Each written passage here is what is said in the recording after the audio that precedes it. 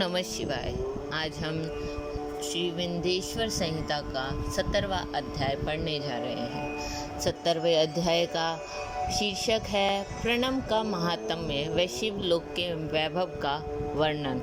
ऋषि बोले, महामुनि, आप हमें प्रणव मंत्र का महात्म्य तथा शिव की भक्ति पूजा का विधान सुनाइए। अब प्रणव का महात्म्य श्री मुनि जी बता रहे हैं। सूत जी ने कहा, महर्षियों, आप लोग तपस्या के धनी हैं तथा अपने मनुष्यों की भलाई के लिए बहुत ही सुंदर प्रश्न किया है। मैं आपको इसका उत्तर सरल भाषा में दे रहा हूँ। प्रकृति से उत्पन्न संसार रूपी महासागर का नाम है प्रणव। इससे पार करने के लिए नौका स्वरूप है, इसलिए ओंकार को प्रणव की संख्या दी गई है। प्रपंच नहीं है, वह है तुम्हारे लिए, इसलिए ओम को प्रणव नाम से जाना जाता है। अर्थात प्रणव वह शक्ति है जिसमें जीव के लिए किसी प्रकार का भी प्रपंच अथवा धोखा नहीं है। यह प्रणव मंत्र सभी भक्तों को मोक्ष देता है। मंत्र का जाप तथा इसकी पूजा करने वाले उपासकों को यह नूतन ज्ञान देता है। माया रहित महेश्वर को भी नव अर्थात नूतन कहते हैं। वह परमात्मा के शुद्ध स्वरूप हैं। प्रणव साधक को नया अर्थात शिव स्वरूप देता है, इसलिए विद्वान इसे प्रणव नाम से जानते हैं। क्योंकि यह नव दिव्य परमात्मा ज्ञान प्रकट करता है, इसलिए यह प्रणव है। प्रणव के दो भेद हैं, स्थूल और सूक्ष्म। ओम सूक्ष्म प्रणव व नमः शिवाय, यह पंचाक्षर मंत्र स्थूल प्रणव है। जीवन मुक्त पुरुष के लिए सूक्ष्म प्रणव के जाप का विधान है, क्योंकि यह सभी साधनों का सार है। ध्येय का विलय होने तक सूक्ष्म प्रणव मंत्र का जाप अर्थभूत परमात्मा तत्व का अनुसाधन कराता है। शरीर नष्ट होने पर ब्रह्म स्वरूप शिव को प्राप्त करता है। इस मंत्र का 36 करोड़ बार जाप करने से मनुष्य योगी हो जाता है। यह अकार, उकार, मकार, बिंदु और नाद सहित अर्थात अ, उ, म 3 दीर्घ अक्षरों और मात्राओं सहित प्रणव होता है, जो योगियों के हृदय में निवास करता है। यही सब पापों का नाश करने वाला है। अ शिव है, उ शक्ति है और मकार इनकी एकता है। पृथ्वी, जल, तेज, वायु और आकाश 5 भूत तथा शब्द, स्पर्श आदि 5 विषय, कुल मिलाकर 10 वस्तुएं मनुष्य की कामना के विषय हैं। इनकी आशा मन में लेके जो कर्मों का अनुष्ठान करते हैं वे प्रवृत्ति मार्गी कहलाते हैं, तथा जो निष्काम भाव से शास्त्रों के अनुसार कर्मों का अनुष्ठान करते हैं वे निवृत्ति मार्गी हैं। वेद के आरंभ में तथा दोनों समय की संध्या वंदना के समय सबसे पहले उकार का प्रयोग करना चाहिए। प्रणव के 9 करोड़ जाप से पुरुष शुद्ध हो जाता है, फिर 9 करोड़ जाप से पृथ्वी की, फिर इतने ही जाप से तेज की, फिर 9 करोड़ जाप से वायु की और फिर 9 करोड़ जाप से गंध की सिद्धि होती है। ब्राह्मण सहस्त्र ओंकार मंत्रों का रोजाना जाप करने से प्रबुद्ध व शुद्ध योगी हो जाता है। फिर जितेंद्रिय होकर 5 करोड़ का जाप करता है तथा शिवलोक को प्राप्त होता है। क्रिया, तप और जाप के योग से शिव योगी 3 प्रकार के होते हैं। धन और वैभव से पूजा सामग्री एकत्र कर अंगों से नमस्कार आदि करते हुए इष्ट देव की प्राप्ति के लिए जो पूजा में लगा रहता है वह क्रिया योगी कहलाता है। पूजा में संलग्न रहकर जो परिमित भोजन करता है एवं ब्रह्म इंद्रियों को जीत कर वश में करता है उसे तपोयोगी कहते हैं। सब सद्गुणों से युक्त होकर सदा शुद्ध भाव से समस्त कार्य कर शांत हृदय से निरंतर जो जाप करता है वह जप योगी कहलाता है। जो मनुष्य 16 उपचारों से शिव योगी महात्माओं की पूजा करता है वह शुद्ध होकर मुक्ति को प्राप्त करता है। जप योग का वर्णन। ऋषियों, अब मैं तुमसे जप योग का वर्णन करता हूँ। सर्वप्रथम मनुष्य को अपने मन को शुद्ध कर पंचाक्षर मंत्र नमः शिवाय का जाप करना चाहिए। यह मंत्र संपूर्ण सिद्धियाँ प्रदान करता है। इस पंचाक्षर मंत्र के आरंभ में ओंकार का जाप करना चाहिए। गुरु के मुख से पंचाक्षर मंत्र का उपदेश पाकर कृष्ण पक्ष प्रतिपदा से लेकर चतुर्दशी तक साधक रोज एक बार परिमित भोजन करे, मौन रहे, इंद्रियों को वश में रखे, माता पिता की सेवा करे, नियम से एक सहस्र पंचाक्षर मंत्र का जाप करे, तभी उसका जप योग शुद्ध होता है।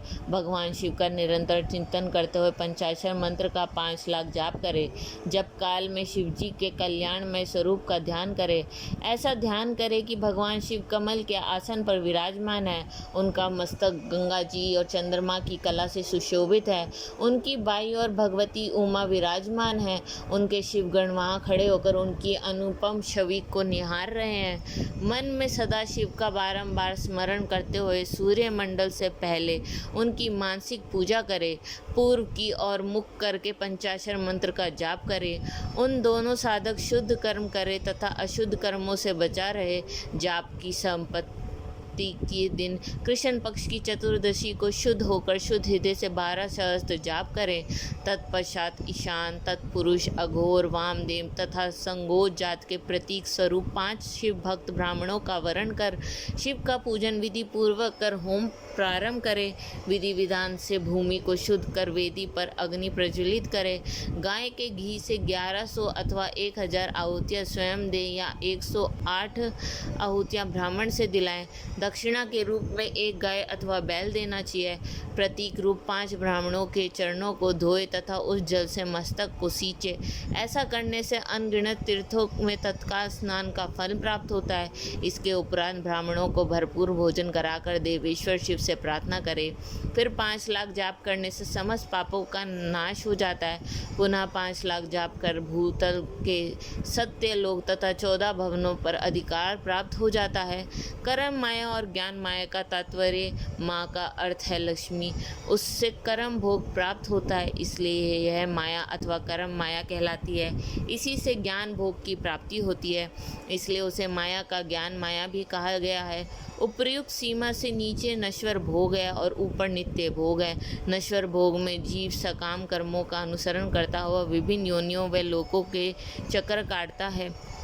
बिंदु पूजा से तत्पर रहने वाला उपासक नीचे के लोकों में घूमते हैं। निष्काम भाव से शिवलिंग की पूजा करने वाला ऊपर के लोकों में जाते हैं। नीचे कर्म लोक है और यहाँ संसारिक जीव रहते हैं। ऊपर ज्ञान लोक है जिसमें मुक्त पुरुष रहते हैं और आध्यात्मिक उपासना करते हैं। शिवलोक के वैभव का वर्णन। जो मनुष्य सत्य अहिंसा से भगवान शिव की पूजा में तत्पर रहते हैं, कालचक्र को पाकर जाते हैं। कालचक्रेश्वर की सीमा तक महेश्वर लोक है। उससे ऊपर वृषभ के आकार में धर्म की स्थिति है। उसके सत्य, शौच, अहिंसा और दया 4 पाद हैं। वह साक्षात शिवलोक के द्वार पर खड़ा है। वह क्षमा उसके सींग है, श्याम कान है। वह वेद ध्वनि रूपी शब्द से विभूषित है। भक्तियों से नेत्र व विश्वास और बिंदु मन है। क्रिया आदि धर्म रूपी विषभ है जिस पर शिव आरूढ़ होते हैं। ब्रह्मा, विष्णु और महेश की आयु को दिन कहते हैं। कारण स्वरूप ब्रह्मा के सत्य लोक पर्यंत 14 लोक स्थित हैं जो 5 भौतिक गण से परे हैं। उनसे ऊपर कारण रूप विष्णु के 14 लोक हैं तथा इसके ऊपर करण रूपी रुद्र के 28 लोक की स्थिति है।